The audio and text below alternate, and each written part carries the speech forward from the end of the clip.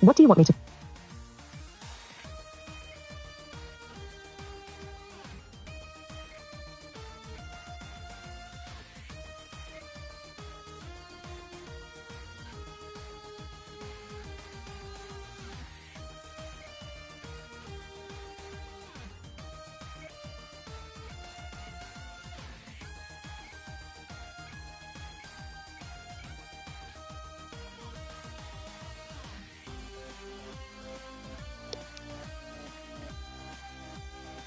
Is audible.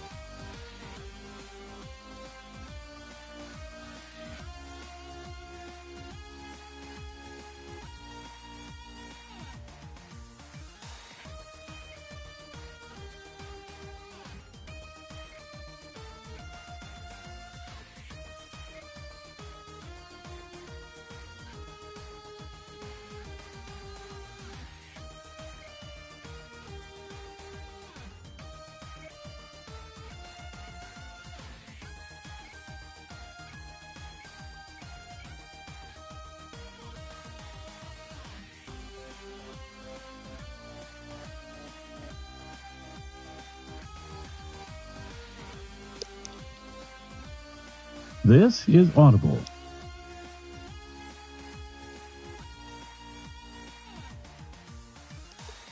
Hello everybody, I did that for a thing. I'm streaming now, yes.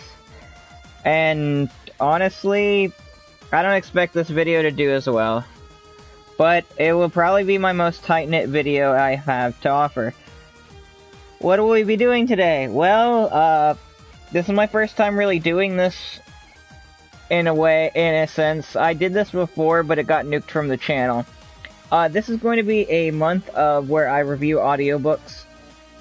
I felt like, since it was December, that I might as well review some Degenerate, smutty kind of audiobooks, just to see what's going on with them, to see A, if this catches on, or B, if it's just, if people want it. I mean, I'll definitely do more of it, but yeah, this is just to see if I got a few more books that I got another book I just finished. I actually am going to be writing up. I have the draft already of the episode. I just need to get it finalized. It will be on an audiobook in a series. So, unfortunately, if you haven't caught up on the series, you may not be able to listen to it, or to enjoy it. But what I will do, though, is go back after I'm done with that book specifically, and it's going to be a project. I'm going to go through and listen to the other audiobooks, the originals, because there's a bit of a history behind the audiobook I'm planning on doing, and it kind of is interesting. I actually have notes from the author as well, because I've been in contact with them through Twitter and email. So with that being said, what is this we're doing today? What are we reviewing? Well, we'll be reviewing an audiobook. What is an audiobook? Well, if you don't know what an audiobook is, you should know. You're not stupid. You're not that stupid. I listen to my audiobooks through Audible and other possibly illegal means. I believe that if the thing is out of print or not available, you have free game to pirate it. But that's neither here nor there. I Summon My What by Montgomery Quinn, narrated by Raya Kane and Wayne Kelly. It is not good. Let me start off with the synopsis. Like I said, it's I Summon My What, ? Audiobook volume 1, or book 1 in a, I guess, I don't know if it's got 2 books or 3 books. Right now on Audible, it's only got 2 books. Montgomery Quinn is an Australian author. He has written some other books, but they're not important right now because it's all about I Summoned My What. What is I Summoned My What, you may ask? I Summoned My What is an isekai step-sibling smutty novel. And, let's see. Oh. Callum, one day, while getting up for school, I believe it was university, or to go to work, I forget. This book is kind of forgettable. He ends up going into a fire and rescuing somebody, but not before he's unfortunately killed. Yeah, it's one of those killed and get reincarnated into another world kind of stories. But hey, he saved somebody, so at least he died a hero. He finds himself in, well, a goblin camp.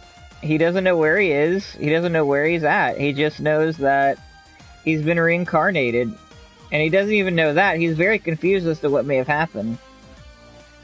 Ends up getting captured by some goblins. He ends up becoming a summoner. And what does he summon? His stepsister, Evie, who's a succubus now. Because, of course, not only does he get... and that starts off his adventures in the I Summoned My What. And they also find themselves in, like, an old-timey Australian city. In fact, they even comment on how a lot of them remind him of, like, old Australian monuments, or their old Australian monuments. Stuff that if you're American, you wouldn't know, so it has really no stakes on or has no real meaning on to you. But Audible's a worldwide thing, so it's possible that some Aussie read that book and went, hey, I know that place, before they immediately returned it. Or they jerked their jollies and got off and then returned it. What? This book is not good. I don't know what... First of all, let's start off with the characters. First, you've got Callan, who is like an like an insert harem protag. Honestly, he's not a wet blanket, but he's also not intelligent. He's kind of just a dick. Not like he's a piece of... No, I mean like all he is a penis. All he is really a penis to the other girls. He doesn't... He has a good moral high ground, I guess, but he's also kind of a simp, a biatch, and a loser. This book seems like something that would more or less... He would seem like they would make him smarter, but no.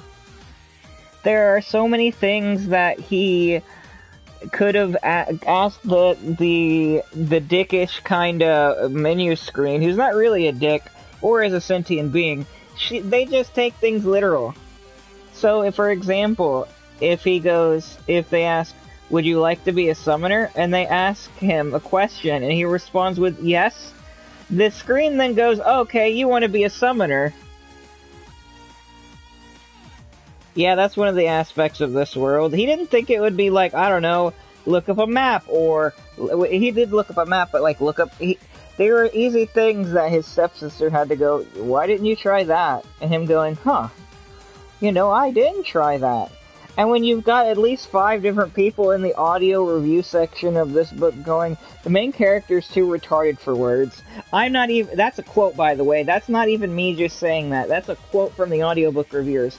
This main character is so retarded, I don't even know how he gets through life. And it's true.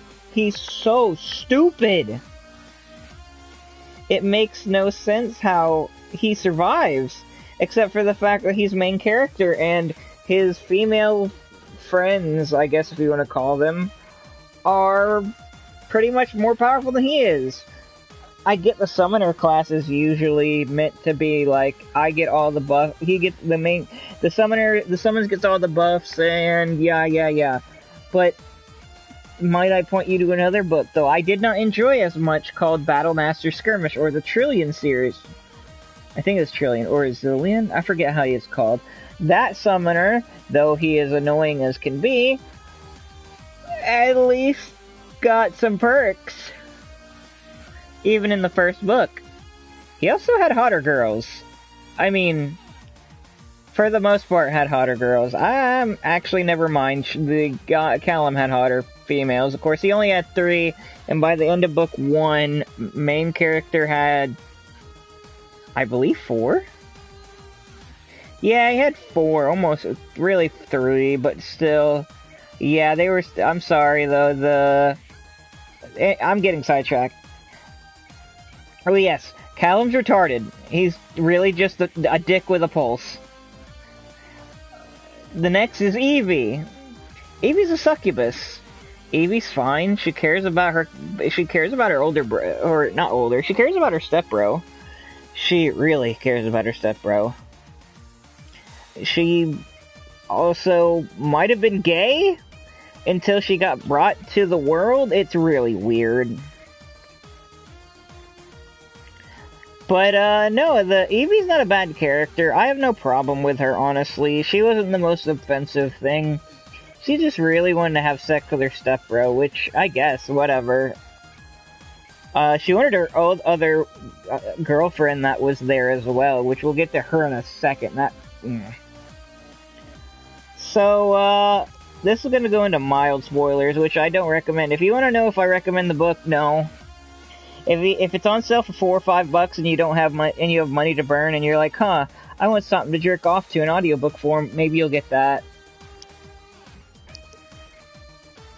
I would recommend it for that because the sex scenes are plentiful and they're not just copy and paste either, like some books do. They actually have the sex scenes are actually probably one of the strongest qualities of the book, which is sad. Because I've read sex books and none of them were as stupid as this one. But yes, going back to the characters, Evie, she's kind of the de facto leader of the females. She's kind of like the alpha female. Which makes sense, she's the first one, she's more or less the only other family member he has. So it would make sense that she would be the alpha female. I have no problem with that. Again, not a bad character. We don't really get much on her, but it's whatever. It is what it is. She seems like a kind person. Also has a fun fact, has a second clitoris in her anus. So that's a thing. Second thing, let's see. Second, if there's anything to wrap up on Evie. No, she's probably the second hottest female. Probably the second hottest female on the hotness scale. Is she the best character of the bunch? Probably. Out of the mains, yeah. There are side characters that I really like. But I don't remember their names because it's this book, so... Okay, so the next girl he summons is Chrissy. Chrissy was not originally with them when they first got summoned. Chrissy is a lesbian who did not like Callum, who doesn't in the beginning, because when you're summoned against your will. Once you're summoned against your will, you can't go back. Oh, and apparently in this world, the people that are summoned, they're not liked by the church. And if they're told that they were summoned, people that were from another world by the church, because people in this world do know of other worlders. Which I honestly found was a nice take on it. Most isekai books most people don't know that they're from another world. Not that I can think of anyway. I haven't read an isekai book where they're like, hey, I'm from this world, and... I mean, the only other one I can think of is possibly Herald of Shalia. And even he doesn't talk about his old world like that. It's kind of just forgotten about. So yeah, I think this is the actually only isekai book that I can think of that talks about its old world in Japan or wherever it was. Oh wait, no, the Wolf King's Lair. Yeah, the Wolf King's Lair. That's the one it actually talks about. It actually talks about its old world where he came from. He was from London. Huh, noticing things. Anywho. So Chrissy's kind of a raging cunt monster. Yeah, Callum's very okay with her not sleeping with him. He's even okay with his step-sibling eating her out and having sex with her, but not having sex with him. Okay, a little bit submissive in my opinion. I wouldn't allow that, but oh, you do you, I guess. She's a griffin, And I don't mean like a cool kind of, no man, she's a Griffin girl. And what's weird is, he could have avoided that. It was so stupid. He could have avoided this by looking up cat girl like species, because he asked his stepsister, what's her favorite animal? Evie says cat. He then goes, okay, Griffin. And now she's kind of deformed. She becomes a raging cunt monster, and for the majority of her time there, until the last stages of the book, she's kind of a douche to him.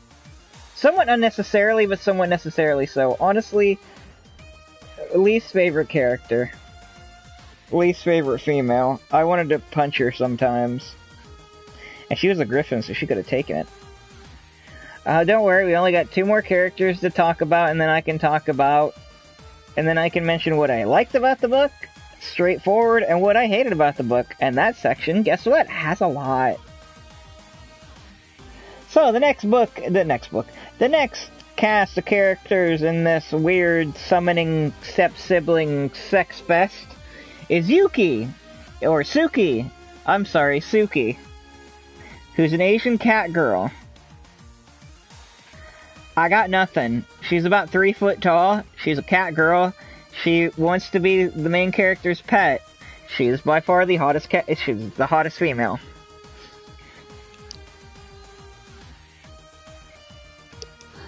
She is by far the hottest female.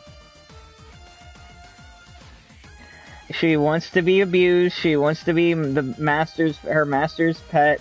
She is super submissive and super comfortable with her whole situation. She said either I'm in a comatose state and I'm hallucinating so hard, or I've died and I've got reincarnated and this is all real. Either way, I'm having fun. Yeah, that's her whole character. She kind of doesn't have much to go off of because she just showed up in the last the last hour of the book. That's it. She showed up in the last hour of the book, and she's got cool abilities. Ended up massacring in a whole bandit encampment. That was kind of cool.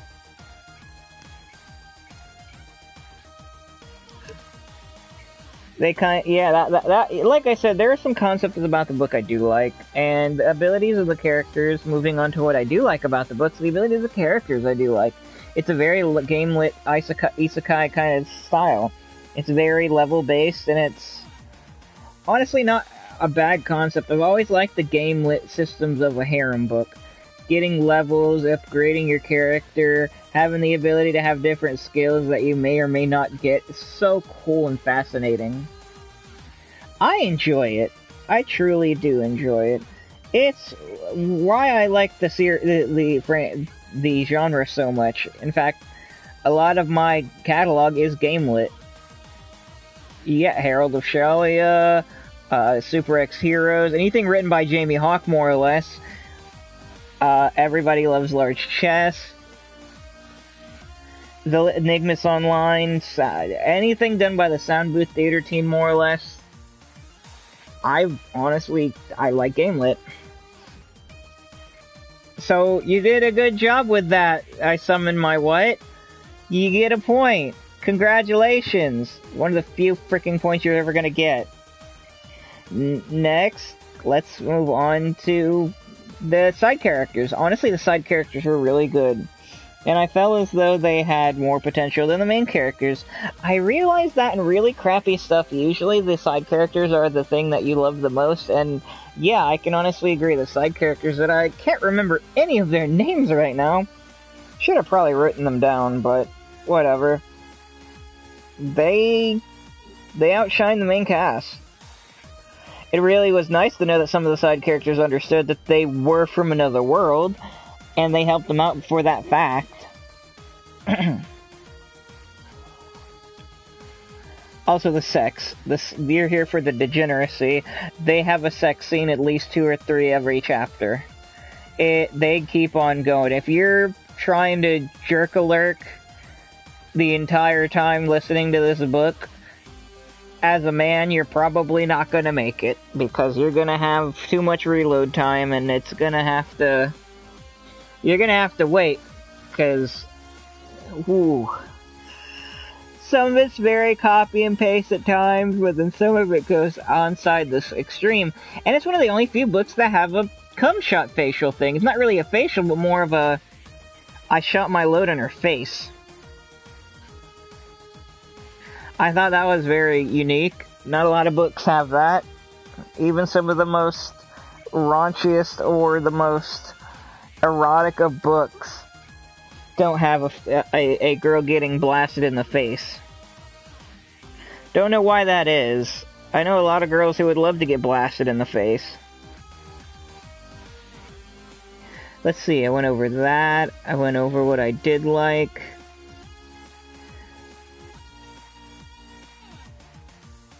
I'm trying to think, is there anything else? Oh, I forgot to mention one other character that we didn't really know about. She seems to be a nightmare entity.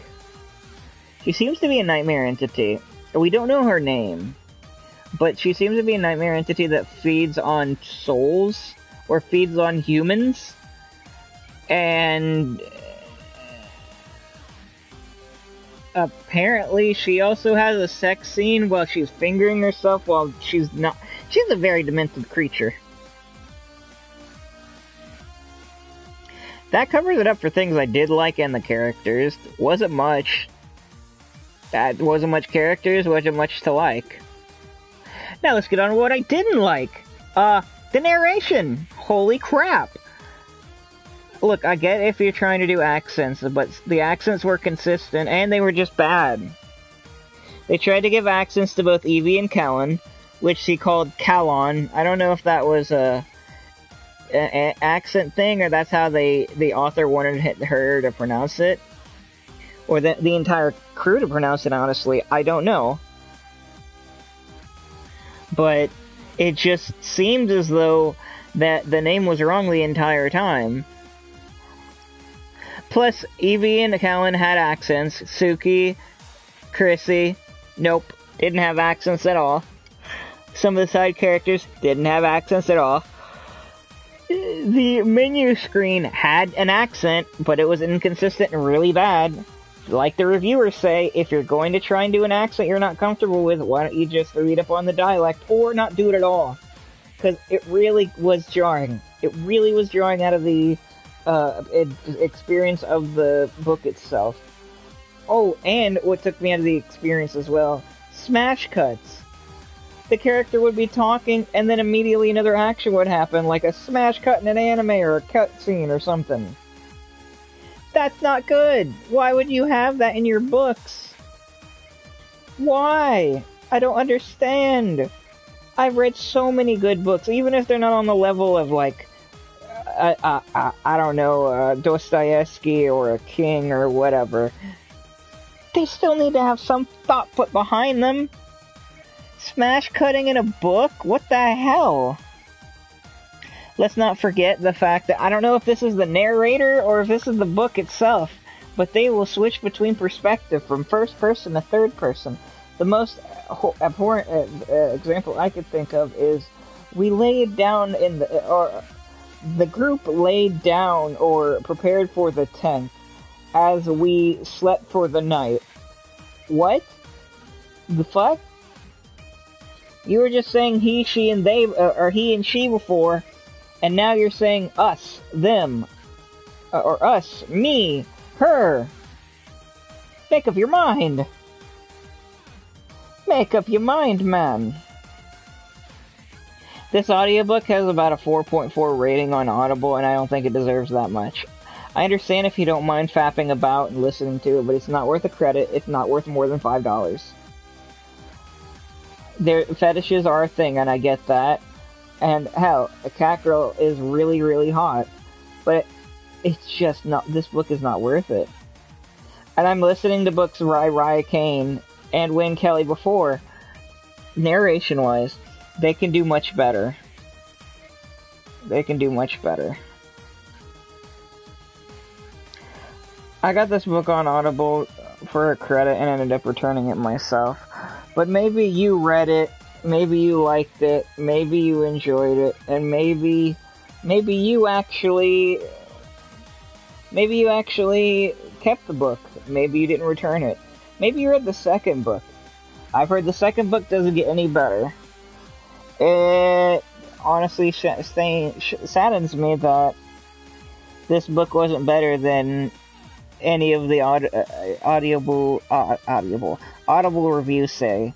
I usually tend to look for a book's reviews and see if it's good or not and make my own decision.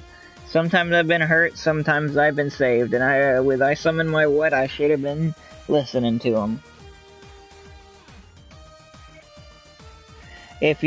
So to give you a TLDR of this book, it's more or less okay with the set. If I were to rate it out of everything, narration's about a 4, story's about a 2 out of 10, sex scenes is about a 5 or 6 out of 10, characters I'd rate about a 4 out of 10. Each character, Callan's a 1 out of 10, Evie's about a 5 out of 10, Chrissy's a 3 out of 10, Suki's an 8 out of 10. Just because we don't know much about her, so it's hard to mess up a character we barely know anything about.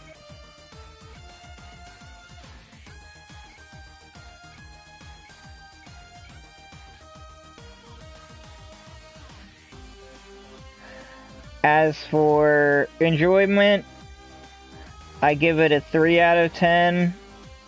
And fappable material, I give it about a 5 out of 10. So tell me, guys, in the comments, what did you think of this book? Was it appealing? Was it nice? Did it make your pee-pee go hard? Maybe it didn't. Maybe it did.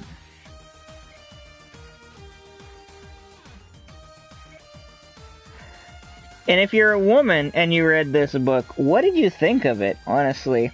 Did you think it was hot? Did you think it was arousing? Is this book, am I just somebody who's nitpicky, or was this book, am I just out not seeing the true magistry of this book? Okay, I'm not gonna lie, this book was trash. If you like this book, good for you, but I can't understand why you would. Unless you have too much of a step-sibling fetish, and you secretly want to bed your step-sibling, but you're too ashamed to admit it. Which you shouldn't be ashamed, because it's not illegal. With that being said, guys, overall, this book out of 10 is about a 3. Not worth the credit, not worth the approval, not worth anything except, hey, I read this book. And I felt like I should and I read this book and finished it in one day. And I feel like I should give you out this information to make sure that you now know not to get this book, or maybe you're so morbidly curious you do get this book. Anyway, guys, let me grab my controller. There we go. Anyway, guys, I just wanted to do this and try this out as a short little live stream. Maybe you watched, maybe you didn't. I don't know. I'm going to hopefully get this out to everybody. I hope you like, share, and subscribe, and there'll be more audiobooks coming. Radley's Underworld for Horny Monsters will probably be the next one on the docket, though that one will be a little bit harder because it's a 23.5 hour long book. It's a lot. It's really a lot. A lot happens. I think the next book I'm going to do is actually going to go over the Radley's books themselves, go over the history, and give you an idea of what I think, because there's history behind my book. So, maybe the next live stream will be a live strain review, and then after that will be another audiobook review. Until next time, guys, I'm Brad from the Otaku Paradise. I hope you love this. Let me try this again. I'm Brad from the Otaku Paradise, and I'm not just a degenerate, but I'm your friend. And hopefully, all these degenerates out there listen to this little podcast episode, this little audiobook review, and they say, hey, I want to stick around, because I'm curious about this channel. Hopefully you do, and leave a like, share, and subscribe. Comment down below what some of your favorite smutty books are if you can, or if you like this book, or anything in particular. I reply, and most likely, take any take any recommendations and give it a thought. Until next time, guys. No matter what, there's someone that cares for you. And and hopefully you'll come back to the place where the sunshine rays stay for all days. Here at the Otaku Paradise. Until next time, guys, keep reading and stay degenerate.